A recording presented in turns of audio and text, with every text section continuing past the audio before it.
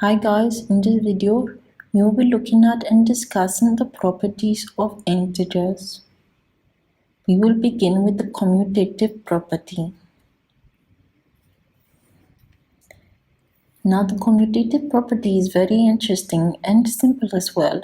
Once you grasp the concept and realize that you actually apply it and identify it but don't know what it is, you realize it'd be easier to absorb. So I just require you to be open to it. Now let's look at this. We have a plus b is equal to b plus a. What are we trying to say? What we're trying to say is that under commutative property, whether or not you change the order of a and b, you are still going to get the same answer once you are adding. So if you're looking at a and b and you're adding a plus b, whether or not it is b plus a or a plus b, it does not affect the answer. The answer will remain the same. You notice the same for a times b is equal to b times a. However, when it comes to both subtraction and division, we realize it is a totally different conversation. In here, a minus b can never be equal to b minus a. Neither can a divided by b be equal to b divided by a. So we're going to try some examples and see why this makes sense.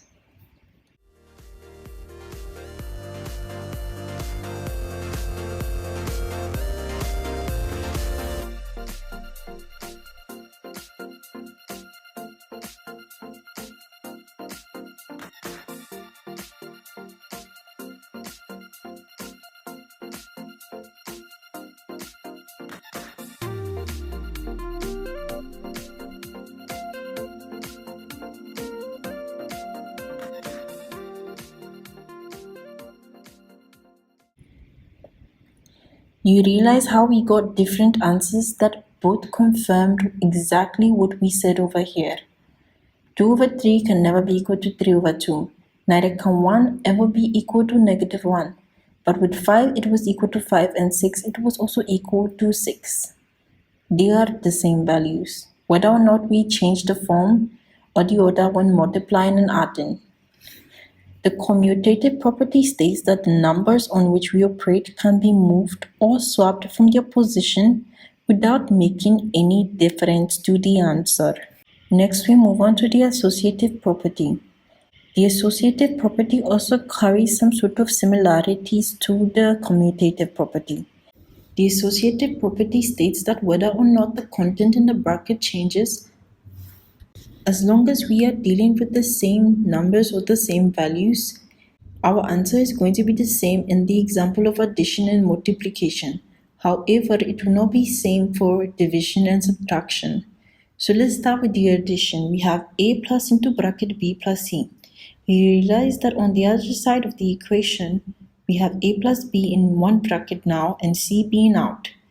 When we added them, 2 plus 1 plus 3 would still give you the same answer of 2 plus 1 plus 3 whether or not the brackets changed what exactly was inside. 1 divided by 3 is completely different from 2 divided by 1. So when we had 2 divided into bracket by 1 divided by 3, we got 6. But when we had 2 divided by 1 in one bracket divided by 3, our answer was 2 over 3. And 2 over 3 is not the same as 6. When we took multiplication, we had similar answer to addition. 1 times 3 is 3. When we multiply by 2, we get 6. 2 times 1 is 2. When we multiply by 3, we get the same 6. But when we came to subtraction,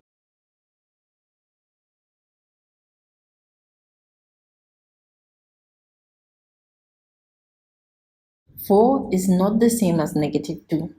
The associative property, it tells us that when three or more numbers are added or multiplied, the sum or their product will always remain the same.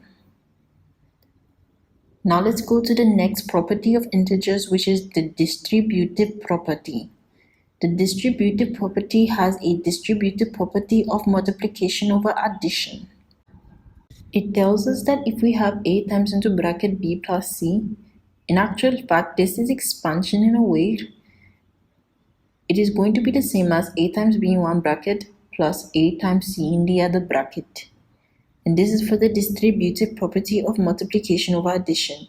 What you see on the left hand side is going to be equal to whatever you see on the right hand side. And in fact, this understanding applies very much to the basis of factorization and expansion.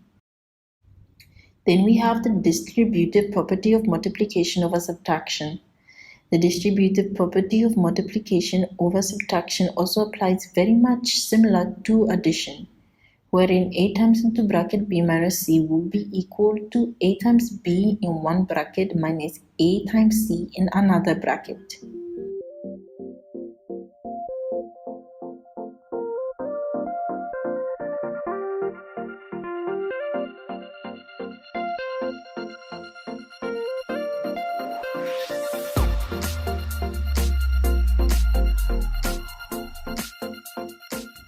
Finally, we will end with the closure property. Under the closure property, we say a set of integers is closed under the operation of addition, multiplication, but not division.